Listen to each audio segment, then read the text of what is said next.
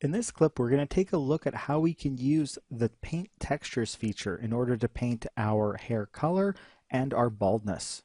So before we actually get into these, I do want to caution, well, I guess not really caution, but at least mention to you that if you're going to be using these paint tools, which are going to be found here under the Effects tab, N-Hair, Paint Hair Textures, these will overwrite anything that you've already plugged into your hair system in here, the baldness map, or here under shading, under color. It will actually replace those. So just keep that in mind.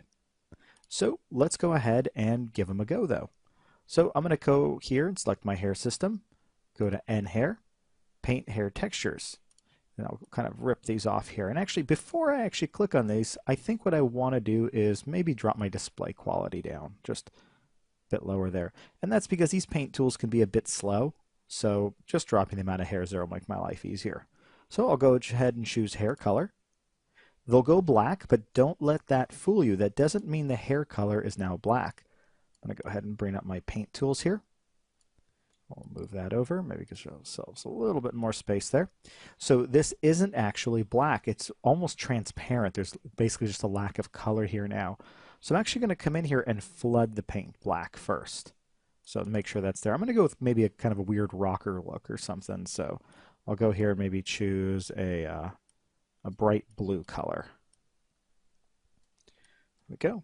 So all I have to do is basically click and paint, and you'll see those hairs begin to change color. Now you do have to paint on the root to affect the hairs, and you do have to be careful because if you're not careful, you can go through to the other side. There's really nothing to prevent them because there's no object blocking them.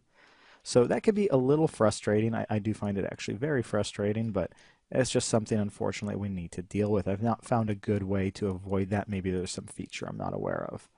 But so I'm just going to paint some kind of blue hair stripes in here. Maybe this rocker guy wants blue hair in his face over here. Go, and maybe comes in from there. Okay. And maybe I'll actually put this back to black and kind of put some of the black paint back over there. All right, so I've gotten some blue hair in there. I'll go ahead and exit out of this. Select my hair system, and I'll up my quality back up, and you can see that the blue hair is in fact there. And the cool thing is that it doesn't just limit itself to painting each clump a certain color.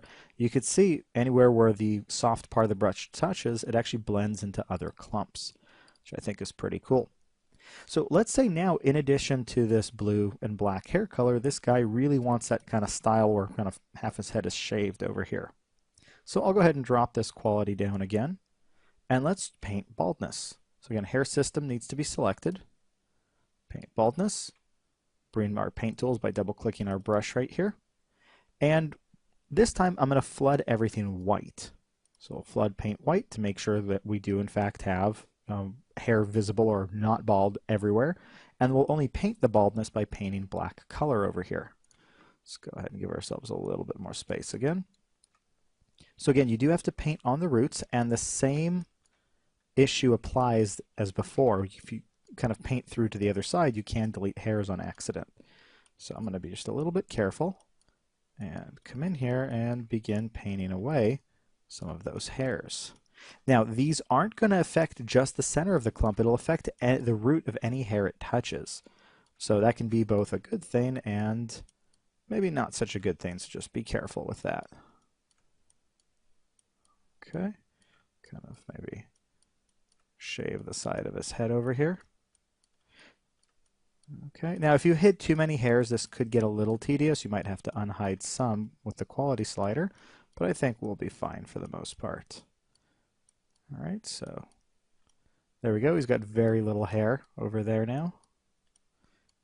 Looks like I've avoided most of this here. Looks like we're doing okay there.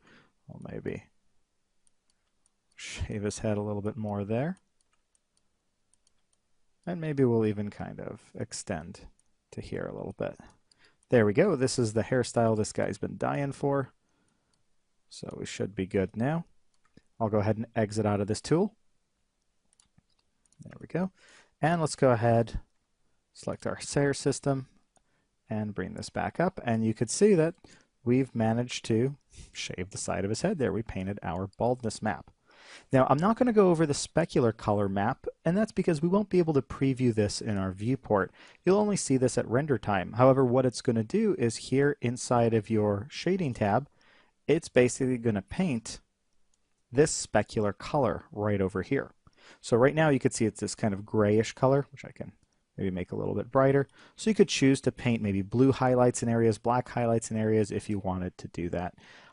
Again, I'm not going to really go over it here just because we won't see it in the viewport and we haven't really gotten to rendering yet, which is the only place you would be able to see it, but it works just like the others. So that's a quick look at painting our own maps using the Paint Hair Textures tool.